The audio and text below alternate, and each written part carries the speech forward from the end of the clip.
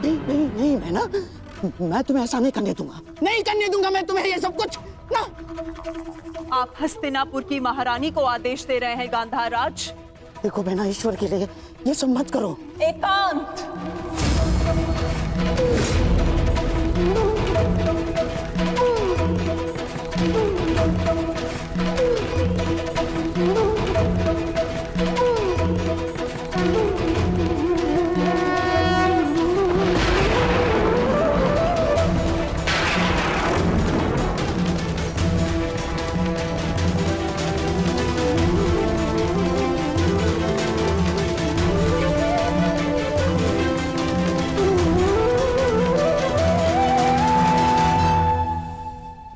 संहार के देव है ना महादेव,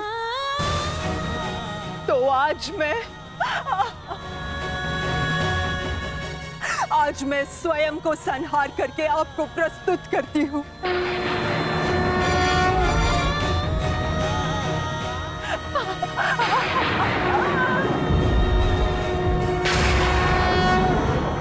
आपने मुझे शतपुत्रवती होने का वरदान दिया था महादेव, परंतु आज मैं आपसे ये जानना चाहती हूँ, क्यों आपने मेरा जीवन अभिशाप बना डाला महादेव?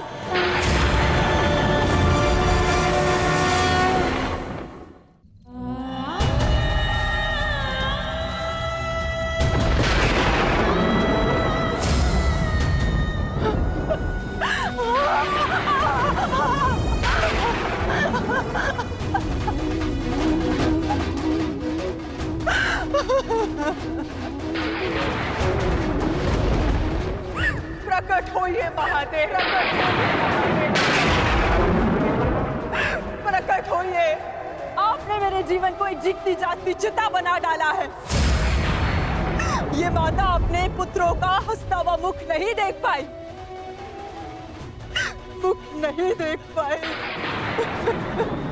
परंतु उनकी चिताओं की अग्नि को अनुभव किया है महादेव। या तो आप अपने उत्तर से मेरे मन को शीतलता दीजिए, अन्यथा मुझे जीते जागते जल जाने दीजिए।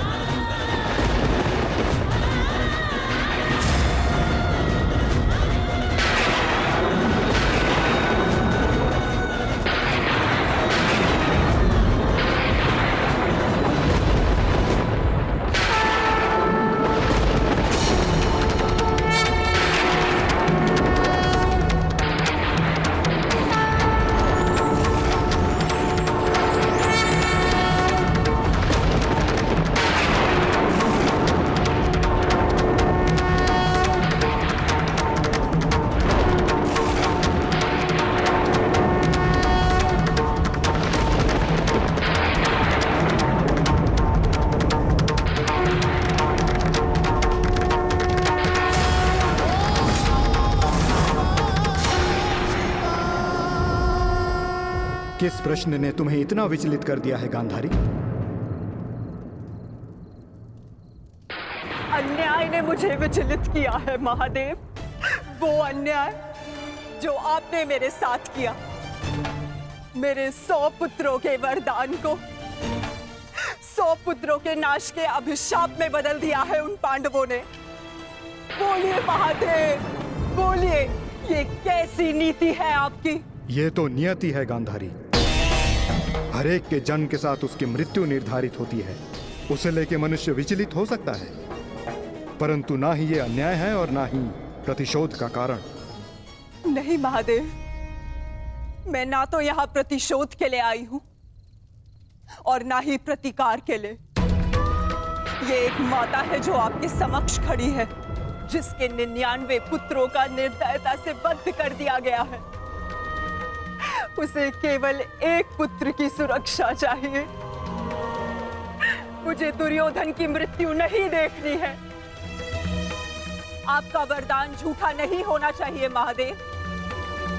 जिसे आपने 100 पुत्र होने का वरदान दिया, वो निसंतान नहीं मरनी चाहिए महादेव। जो हानि मेरी कोख को अब तक हुई है, उसे मैं सह लूंगी, किंतु मेरा अंतिम शेष पुत्र दुर्योधन, मैं आपसे उसकी सुरक्षा मांगती हूँ महादेव। मेरे पुत्र की रक्षा कीजिए महादेव, उसे भीम के प्रहार से बचा लीजिए। पांडवों को अस्त्र देने वाले महादेव, यदि आज मेरे पुत्र को ढाल नहीं देंगे तो मैं स्वयं आज अपने प्राण उसके लिए समर्पित कर दूंगी।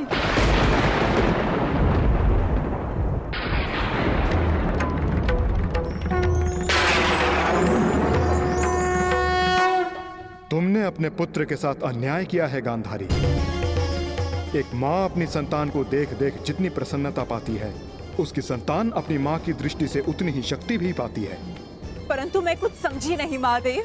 तुम्हारे पुत्र की सुरक्षा अब तुम्हारे हाथ है गांधारी। वर्षों से आंखें बंद करके जो तप अर्जित किया है, उसका प्रयोग करो। तुम्हारी दृष्टि तुम्हारे पुत्र के शरीर को वज्र का बना देगी।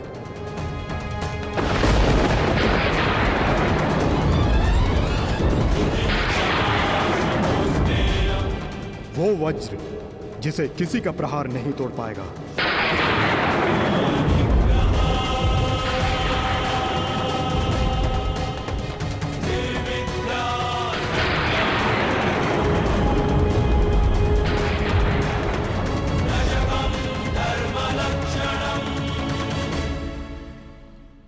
ये आपने क्या कर दिया महादेव?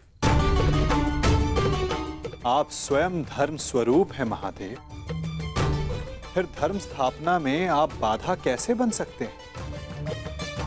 धर्म स्थापना के लिए दुर्योधन का नाश आवश्यक है महादेव, और आपने दुर्योधन को अटूट ढाल दे दी। मैंने वही किया जो परिस्थिति के अनुकूल था।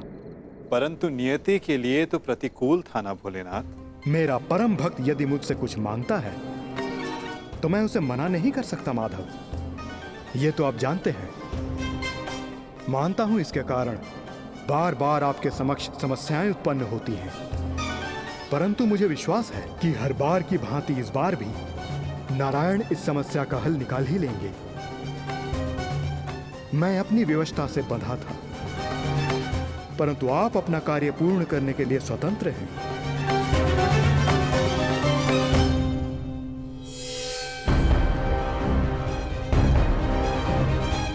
नियति के अनुकूल पर नीति के प्रतिकूल।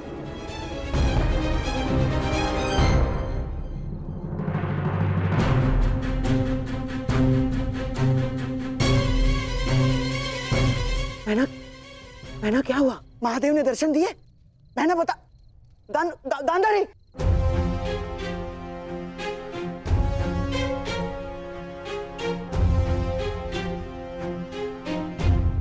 महारानी। दासी, युवराज दुर्योधन से कहिए मैंने उन्हें अपने समक्ष प्रस्तुत होने का आदेश दिया है, तुरंत।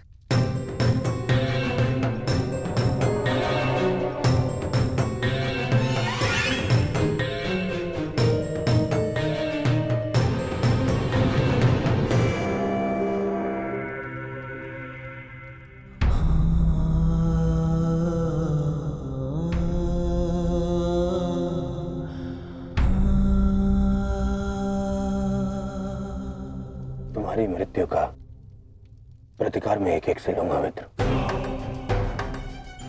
और पांडवों को छोड़ूंगा नहीं। उन्हें तुम्हारे साथ किए गए अन्याय का प्रतिकार चुकाना होगा मित्र।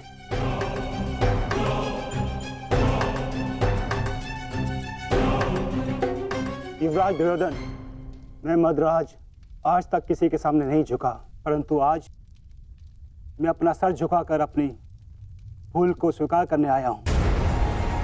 मद्राज, चक्र निकालने में मेरी सहायता कीजिए। तुम भूल रहे हो अंगराज, तुम सूत पुत्र हो, तुम स्वयं अपने रथ का चक्र निकालो। मद्राज, मुझे मेरा विजय धनुष दीजिए। नहीं अंगराज, मैं तुम्हारी आज्ञा का पालन नहीं करूंगा।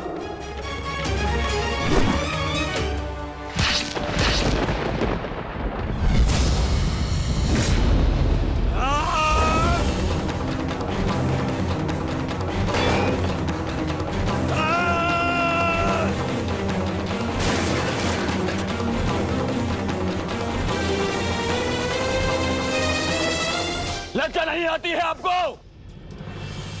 जिस कर्म को करने के पश्चात मृत्यु मांगनी चाहिए, उसके लिए क्षमा मांग रहे हैं आप? ऐसे कर्म को करने के पश्चात आपका साहस कैसे हुआ मुझसे क्षमा मांगने के लिए? चक्ररथ को निकालने में सहायता की होती, विकर्ण को उसका विजय धनुष दे दिया होता, तो आज एक धनुर्धारी मरता, परंतु वो कर्ण नहीं अर्जुन होता। आपने अपनी व्यक्तिगत शत्रुता मिटाने के लिए एक योद्धा के कर्तव्य से विश्वासघात किया। मन तो करता है कि वध कर दूं आपको। और आप जानते हैं क्या मद्रराज, ये आपका झुका हुआ सर, ये आपके लिए सबसे बड़ा दंड है।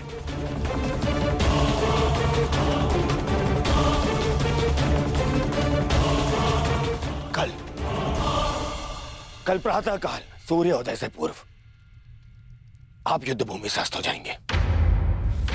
मैं आपका मुख नहीं देखना चाहता।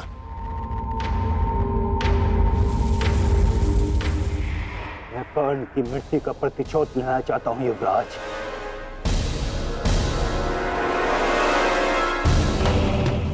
आप लेंगे प्रतिशोध, मैं लूंगा प्रतिशोध, और उसके लिए मुझे आपकी आवश्यकता नहीं है।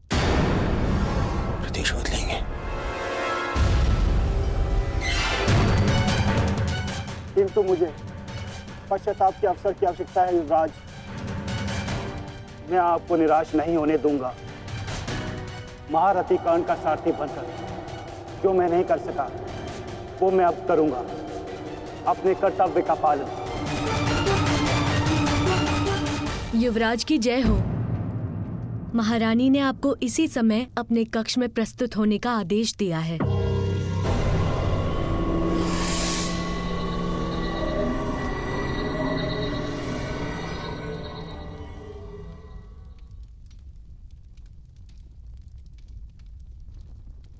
पिताश्री, माता ने यूं अचानक मुझे स्मरण क्यों किया?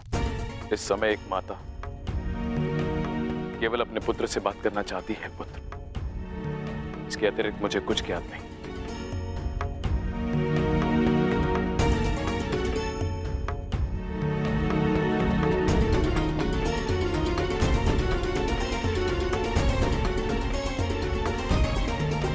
प्रणिपात माता,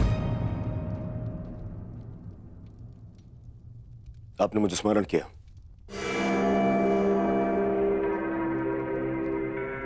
हाँ पुत्र, स्मरण किया, क्योंकि मैं तुम्हारा मरण नहीं देख सकती।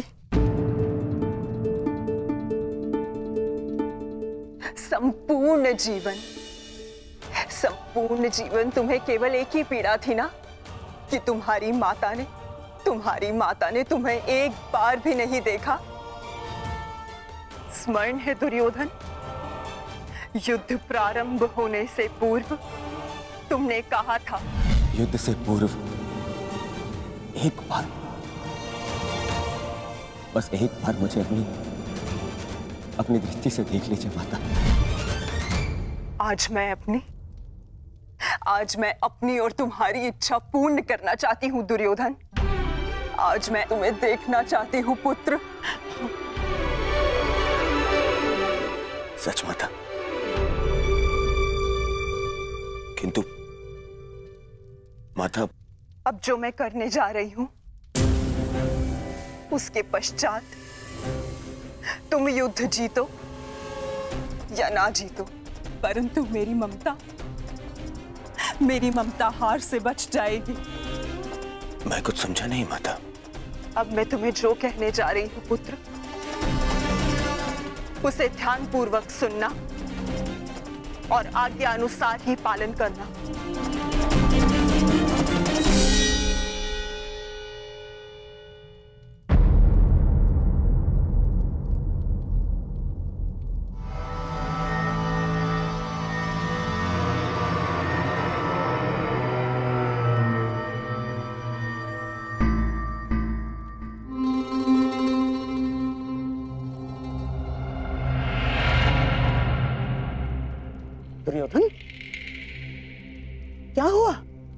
क्या कहा गांधारी ने? और उसने तुम्हें क्यों बुलाया था? गंगा स्नान के लिए जाना है मामाश्री। गंगा स्नान? किंतु क्यों? क्यों दुर्योधन?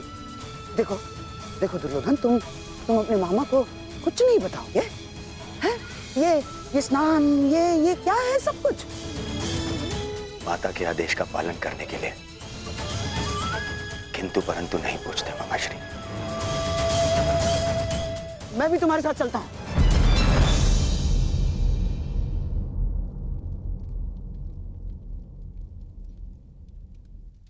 नहीं मामाश्री,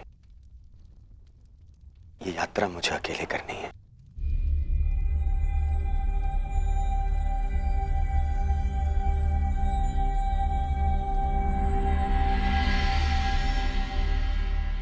आइए आप सब भोजन ग्रहण कर लीजिए। किन हाथों से भोजन ग्रहण करें पांचाली?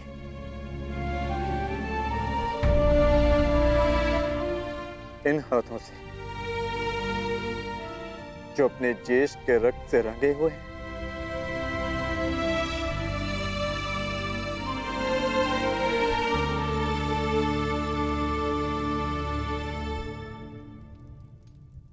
जाओ पार्थ, जाकर विश्राम कर लो।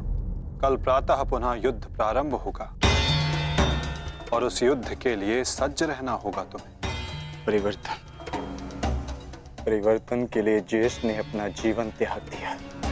कुछ परिवर्तनों को लाना नहीं होता पार्थ, उन्हें होने देना होता है। तुम अपना कर्तव्य करो पार्थ। फल हो या परिवर्तन, जो भी होगा स्वयं होगा।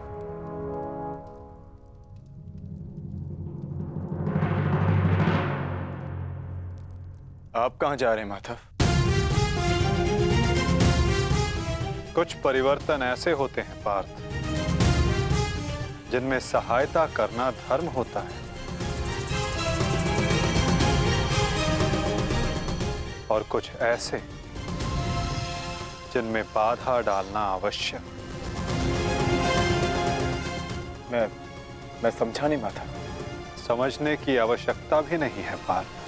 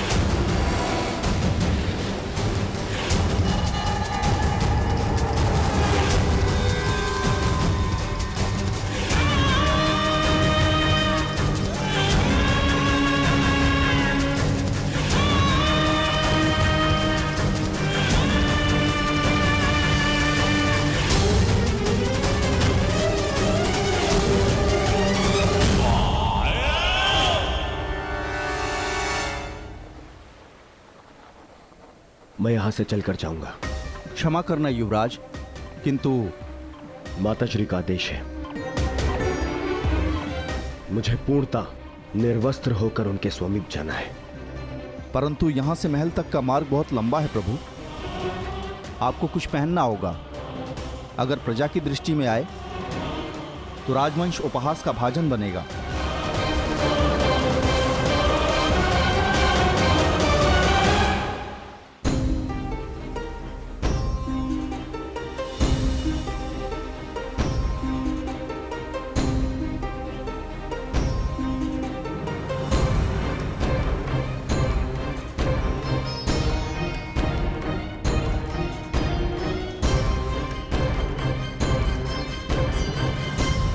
अपने पिता का आदेश नहीं मानता, बहुत बड़ा बुद्धिमान समझता है अपने आप को।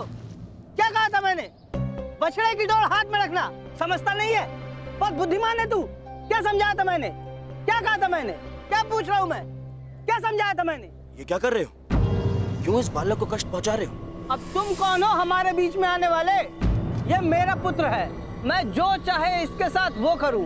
तुम हमारे मध्य में आने वाले कौन होते हो? मैं हस्तिनापुर का युवराज हूँ। क्षमा करिए युवराज, मैंने आपको पहचाना नहीं, परंतु वास्तविकता ये है कि इसने अपने माता पिता के आदेश का पालन ही नहीं किया। मैंने इसे बताया था, बछड़े की डोर कभी हाथ से मत छोड़ना, सदैव डोर अपने हाथ में ही रखना, परंतु ये नहीं माना। इसने बछड़े की डोर को अपने हाथ से छोड़ दिया और बछड़ा खो गया। अब आप ही बताइए मैं क्या करूं? परंतु आप इस भांति अर्धनग्न अवस्था में। मेरी माता का आदेश है। देख, सीख इनसे कुछ। हस्तिनापुर के युवराज होते हुए भी अपने माता पिता के आदेश का अक्षरशः पालन करते हैं। धन्य हैं आप युवराज। माता पिता के आदेश का अक्षरशः पालन करना, माता पिता ने जो भी कहा है, जैसा भी कहा है, उस कार्य को उसी अनुरूप करना कोई आपसे सीखे युवराज। पुत्र, तुम्हारे पिता उचित कह रहे हैं। तुम्हें अपने माता पिता की बात माननी चाहिए।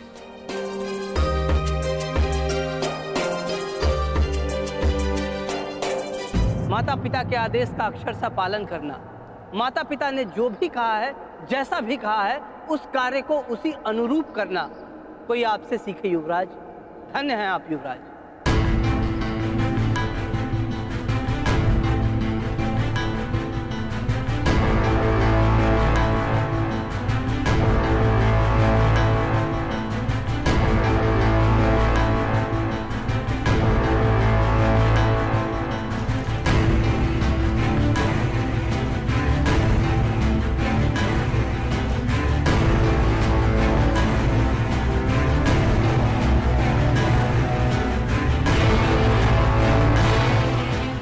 माता के आदेश का पालन कर रहे हो दुर्योधन, परंतु गंगा स्नान के पश्चात यूं वस्त्रहीन क्यों होकर आए हो?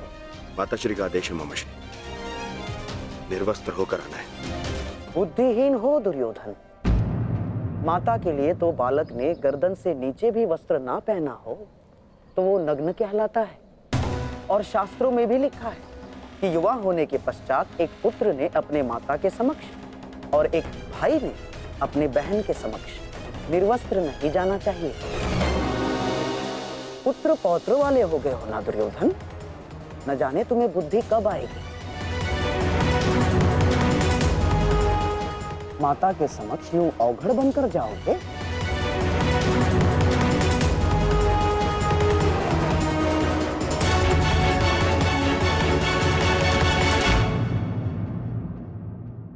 वाले हो गए हो ना दुर्योधन, न जाने तुम्हें बुद्धि कब आएगी। माता के समक्ष यूं अवघड़ बनकर जाओगे? रुको,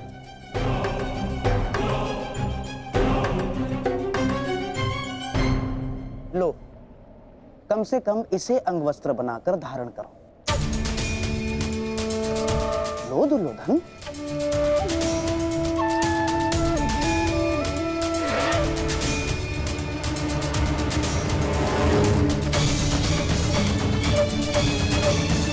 सोच क्या रहे हो दुर्योधन?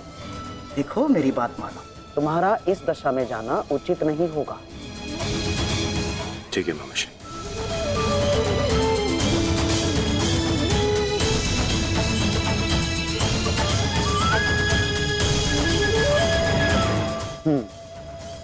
अब जाओ और अपनी माता के आदेश का पालन करो। जाओ।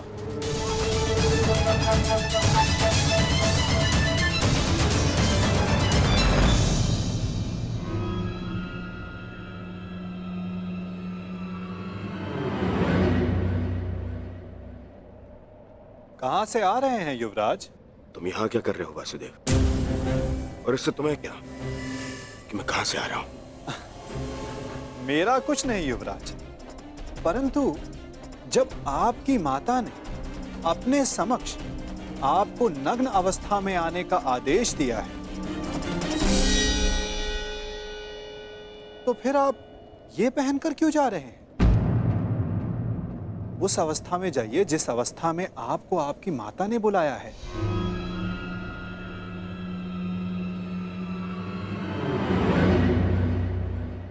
देखिए युवराज, जब माता पिता कोई आदेश दें तो बिना संकोच करे उनके आदेश का पालन करना चाहिए।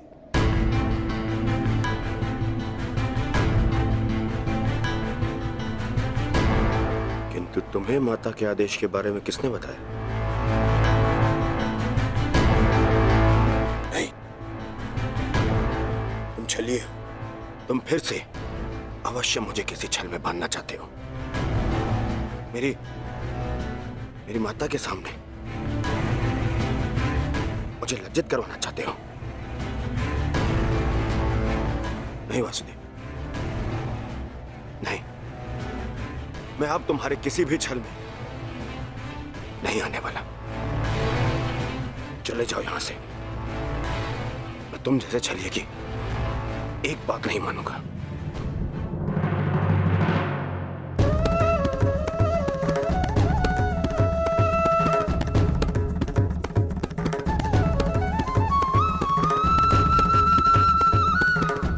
मेरी एक बात नहीं मानना चाहते दुर्योधन, परंतु बात मेरी ही मानिए।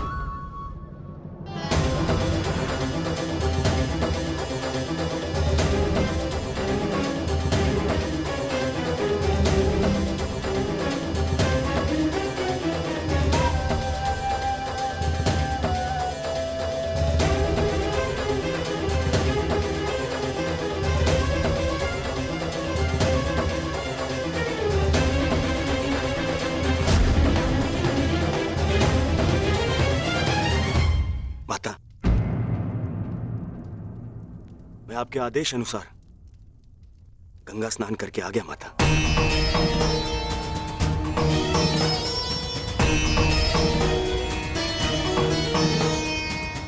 मैंने जैसे कहा था तुमने वैसे ही किया है ना पुत्र? जी माता। तो सज्ज हो जाओ पुत्र। अब मैं तुम्हारे शरीर को वज्र का बनाने जा रही हूं।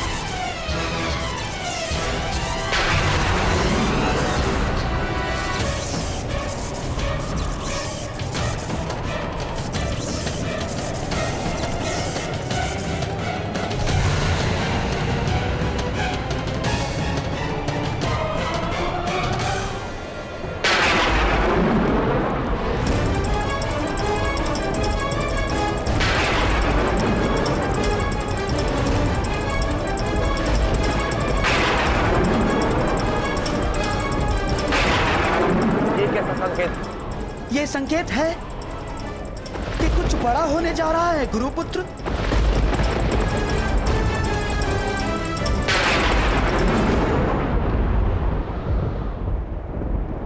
ये सब क्या हो रहा है आर्य?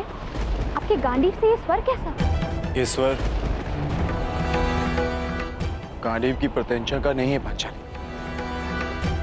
मेघ गर्जन का है। परंतु कुछ समय पहले तक आकाश में ऐसा कोई संकेत नहीं था।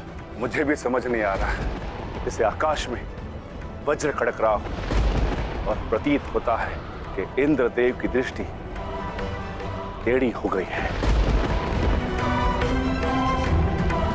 नहीं विकोदर, ये संकेत है कि किसी की दृष्टि कई वर्षों के पश्चात किसी पर पड़ी है।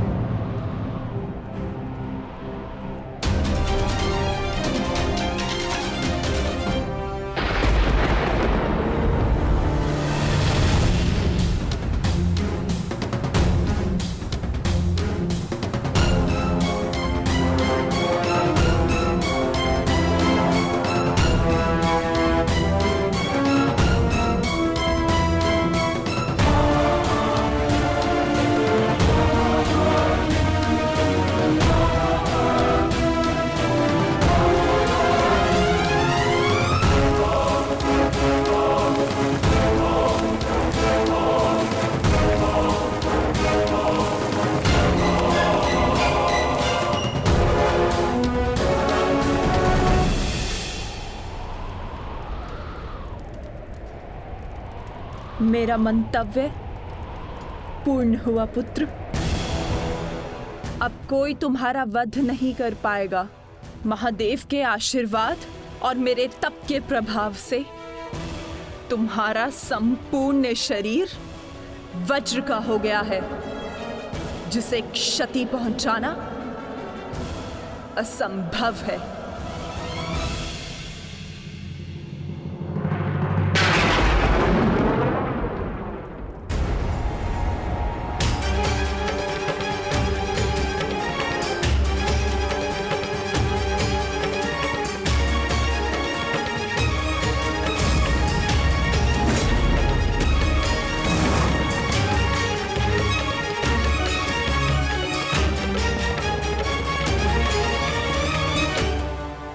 क्या किया दुर्योधन?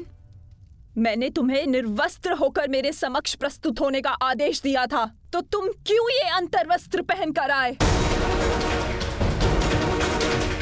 माताश्री, बहना, क्या हुआ? क्या हुआ? क्या हुआ बहना? महादेव के वरदान का उपयोग करने के लिए मैंने दुर्योधन को निर्वस्त्र मेरे समक्ष प्रस्तुत होने का आदेश दिया था, ताकि इसका सारा शरीर वज्र का बन जाए। परंतु ये क्यों किया दुर्योधन? ऐसा क्यों किया?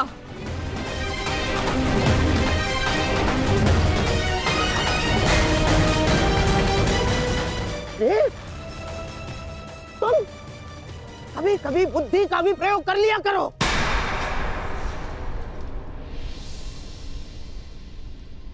क्या कह रहे हैं मामाश्री? आप ही ने तो मुझसे कहा था कि माता के समक्ष पूर्णतः निर्वस्त्र होकर नहीं जाना चाहिए। आप ही ने कहा था। मैंने कहा? मूर्ख हो गए हो तुम। मैं कब मिला तुमसे? और ये सब कुछ मैंने नहीं कहा है तुमसे। नहीं, यदि आप मुझसे नहीं मिले तो वो कौन था?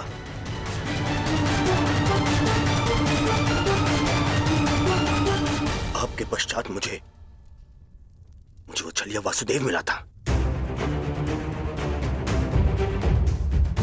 वो छलिया कृष्ण।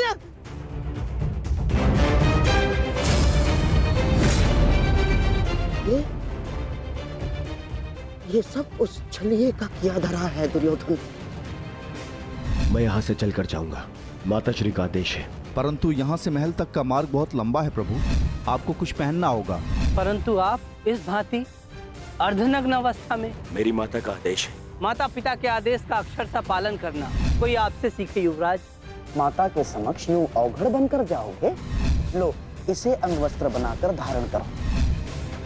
जब आपकी माता ने अपने समक्ष आपको नग्न अवस्था में आने का आदेश दिया है, तो फिर आप ये पहनकर क्यों जा रहे हैं? उस अवस्था में जाइए जिस अवस्था में आपको आपकी माता ने बुलाया है।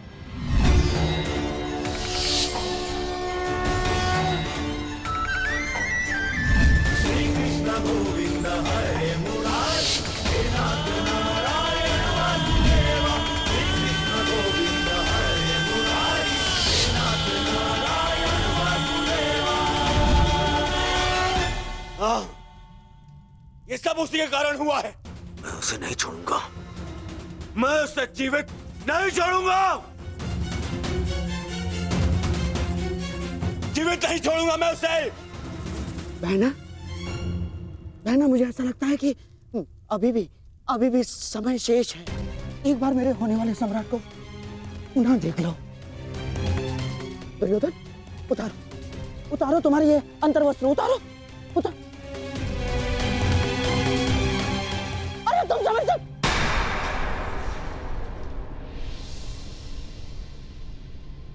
कुछ नहीं बचा अब, कुछ नहीं बचा। वर्षों से संचित किया तप मैंने समाप्त कर दिया है भ्राताश्री। इसके पश्चात कुछ नहीं हो सकता।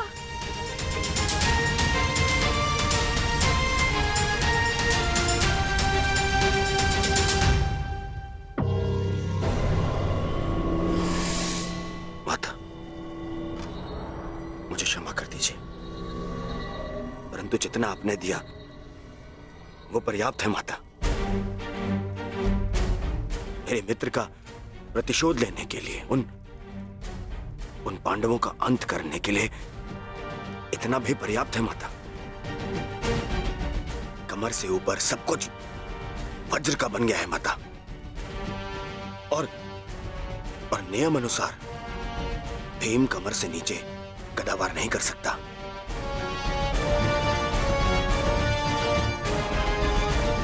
आप चिंता मत कीजिए माता।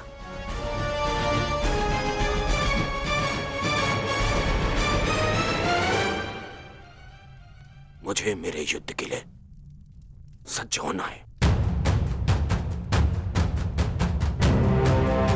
मुझे आज्ञा दीजिए माता। मैं वचन देता हूं कि मैं आपके इस आशीर्वाद को व्यर्थ नहीं जाने दूंगा। प्रणिपात माता। विजयी भव पुत्र, अवश्य ही तुम्हारी विजय हो।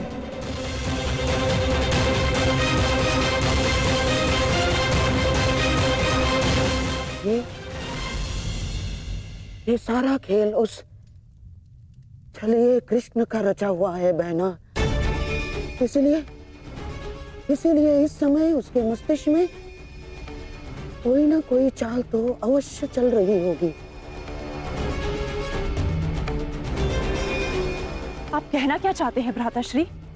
जिसने जरासंध जैसे महायोद्धा के 2 टुकड़े करवा दिए,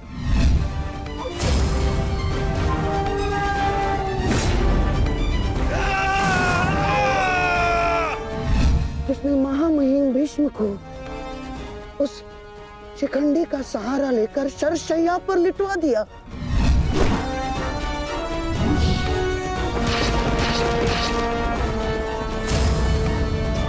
जिसने महाधनुर्धर अंगराज कर्ण का वध करवा दिया बहना। मुक्त करो अंगराज को पार्थ, अंजलि का अस्त्र का प्रयोग करो। वही उद्धव, वही माधव, वही योगेश्वर, वही नटवर, वही छलिया। उसके मस्तिष्क में इस समय कोई ना कोई योजना अवश्य चल रही होगी। नहीं, इस बार मैं कृष्ण को कोई छल नहीं करने दूंगी। समय आ गया है। आज के महायुद्ध के लिए सज्ज हो जाओ।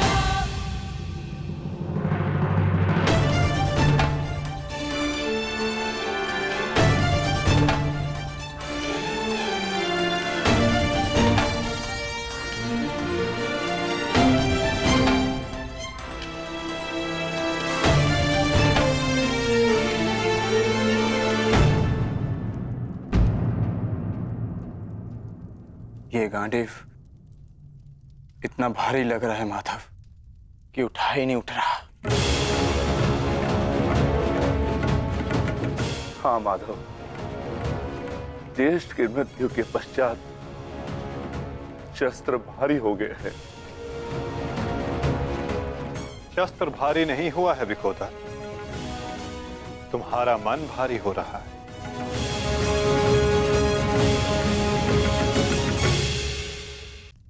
शस्त्र भारी नहीं हुआ है विकोदर, तुम्हारा मन भारी हो रहा है।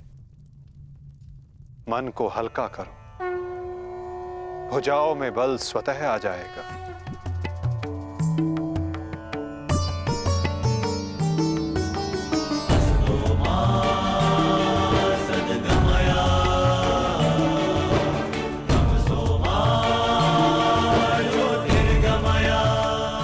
तुम सब अपने ज्येष्ठ कर्ण के लिए उनके मन की इच्छा, उनके लक्ष्य को पूर्ण करके अपने मन को हल्का कर सकते हो।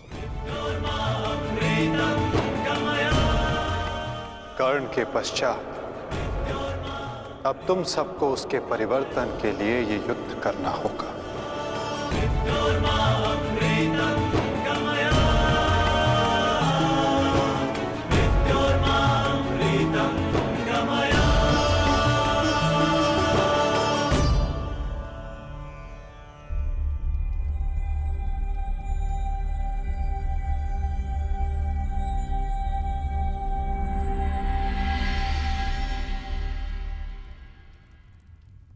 तुम्हारे ज्येष्ठ कर्ण का लक्ष्य उचित था, किंतु मार्ग अनुचित था,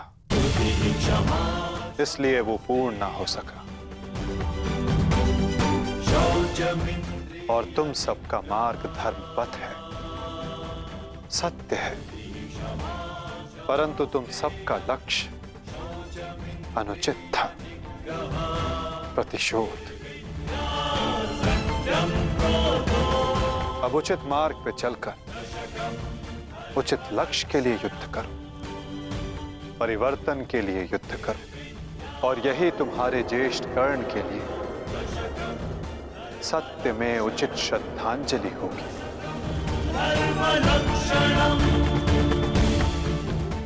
और परिवर्तन तब तक नहीं आ सकेगा जब तक दुर्योधन जीवित है।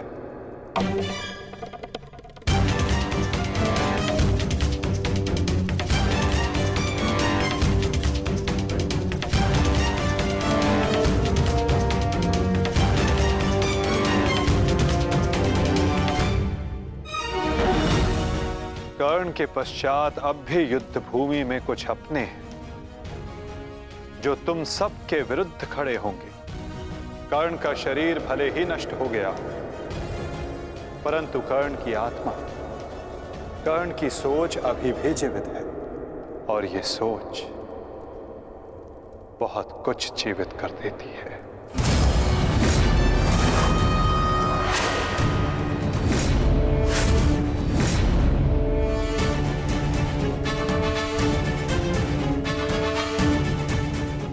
युद्ध का 18वां दिन।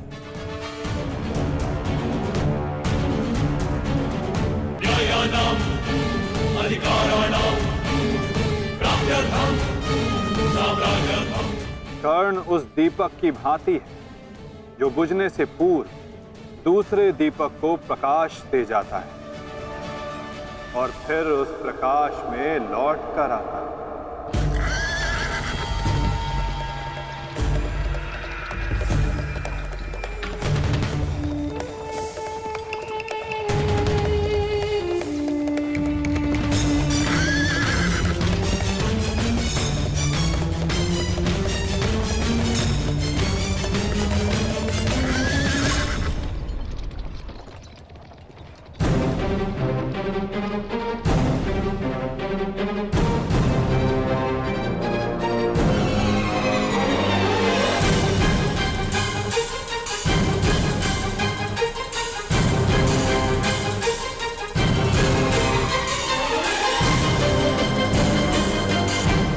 श्री शल्य। कहा था ना पार्थ, इस युद्ध में कुछ और अपने होंगे जो तुम्हारे विरुद्ध खड़े होंगे।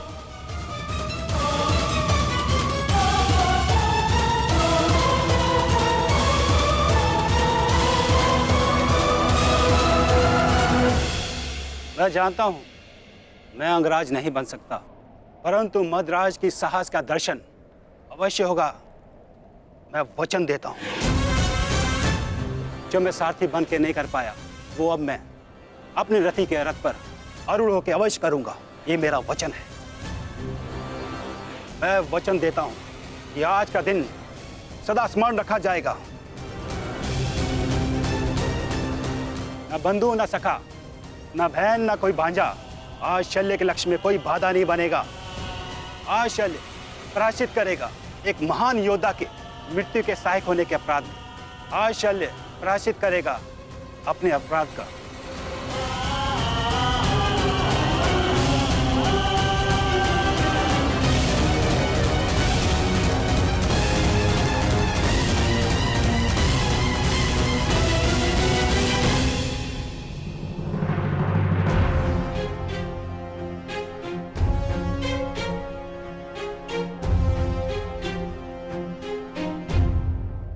यदि ऐसा है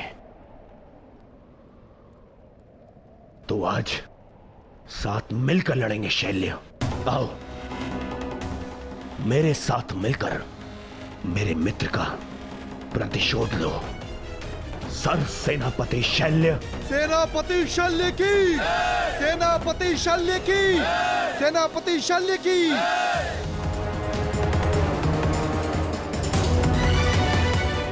आज तुम बाण होगे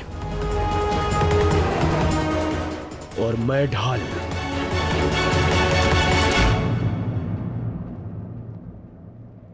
मित्रगण के लिए और ये मेरे पश्चाताप के लिए।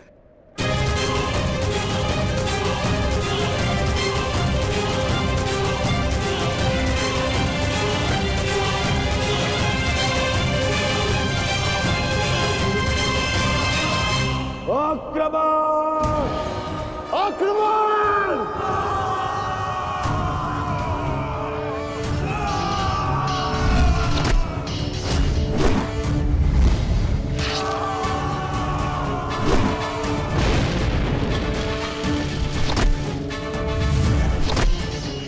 ये महारथी कर्ण के नाम।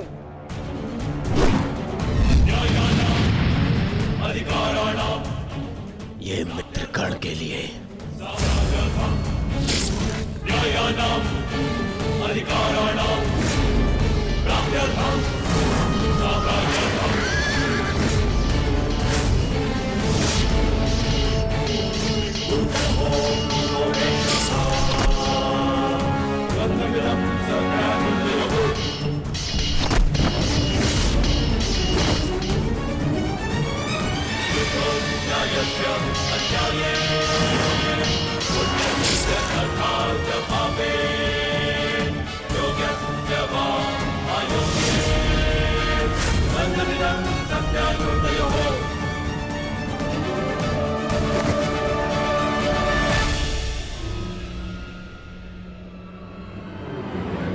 क्यों पार्थ,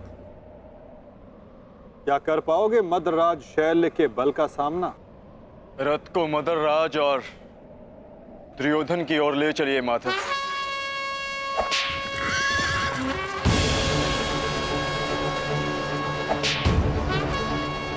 हाथी उस ओर चलो।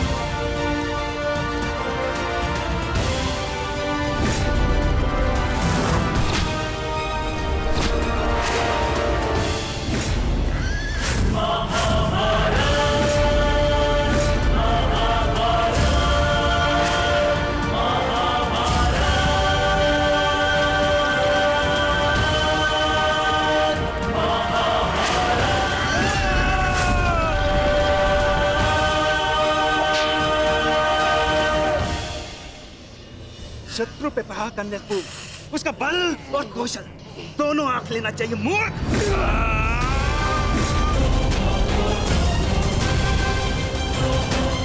शल्य के समक्ष क्रोध करने वाला आधा बल खो लेता है। इस जोड़ी को ही नहीं, आज मैं दोनों के शरीर को ही तोड़ डालूंगा।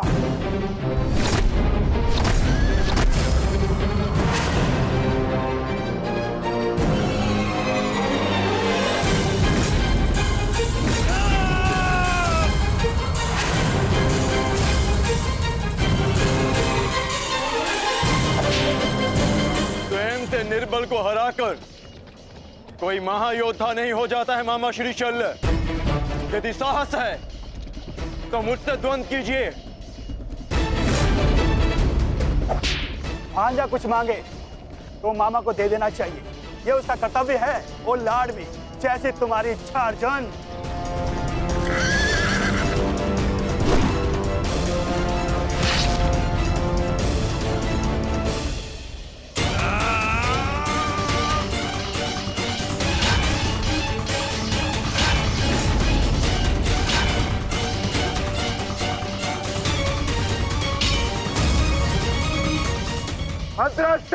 अपना लक्ष्य भूल गए विकोधर।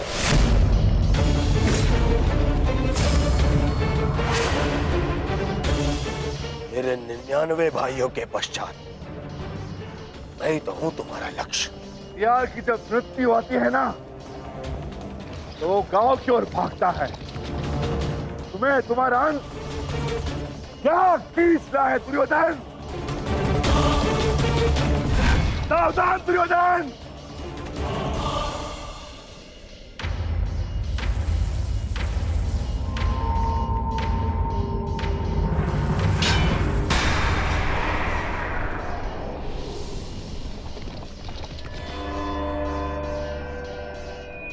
ठीक कहा तुमने, कर लो, अपनी प्रतिज्ञा पूर्ण कर लो। मेरे मस्तक को तोड़ दो, दाहर करो मुझ पर विकोधर।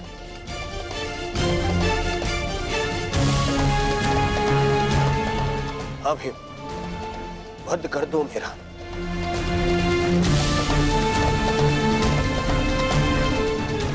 कर लो, अपनी प्रतिज्ञा पूर्ण कर लो।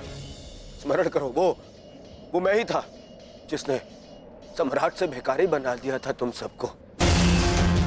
स्मरण करो, वो मैं ही था जिसने 12 वर्ष के वनवास में भेज दिया था तुम सबको। वो अज्ञातवास स्मरण करो, वो भी मैं ही था। स्मरण करो, द्रौपदी का वस्त्रहरण, वो भी मैं ही था। और अभिमन्यु का वध, वो भी स्मरण करो, वो भी मैं ही था। मार दो मुझे, अपना प्रतिकार लो, मुझे मार दो। ऐसे भी मेरे 99 भाई और मेरे मित्र के चले जाने के पश्चात अब जीने की इच्छा शेष नहीं है। मार दो, आओ भीम, वध करो मेरा, मार दो।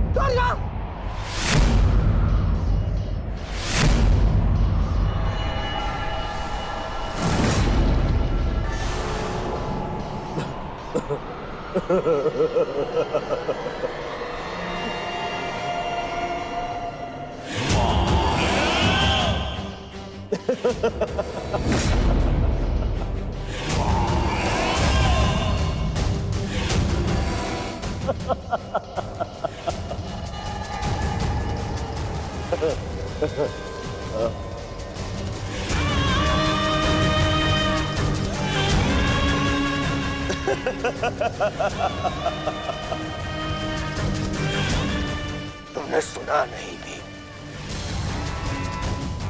मैंने कहा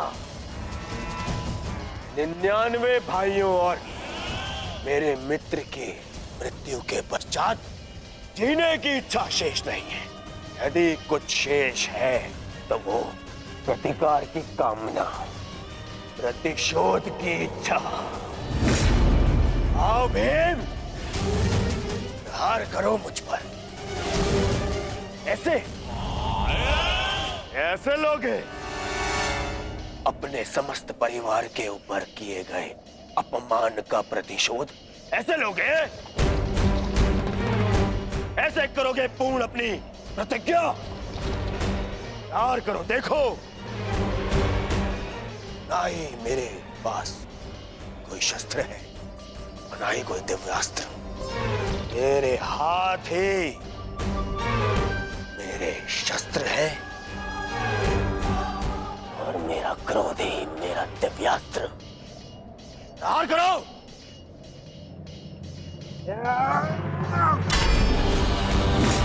ऐसे नहीं भीम।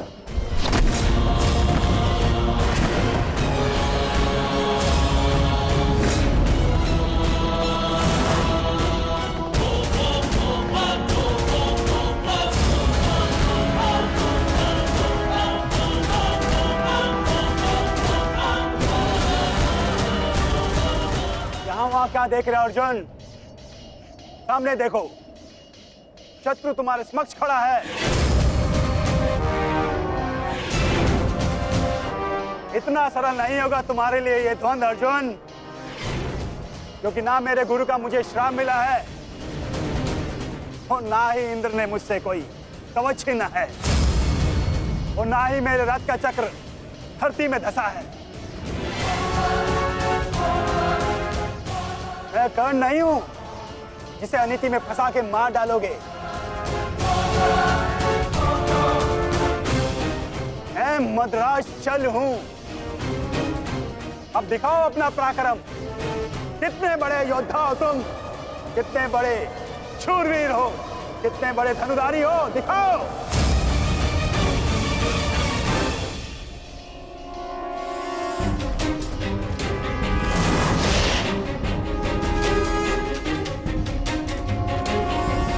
स्मरण रखना पार्थ, कभी कभी क्रोध को अस्त्र बना लेना चाहिए। तुम क्रोध में मत उलझो पार्थ, केवल अपने युद्ध पर अपना ध्यान केंद्रित रखो।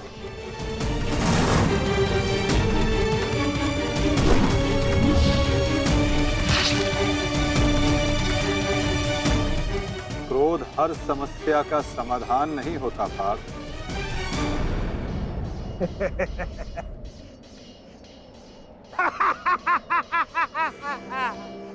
लगता है आचार्य द्रोण ने तुम्हें अधूरी शिक्षा दी है अर्जुन।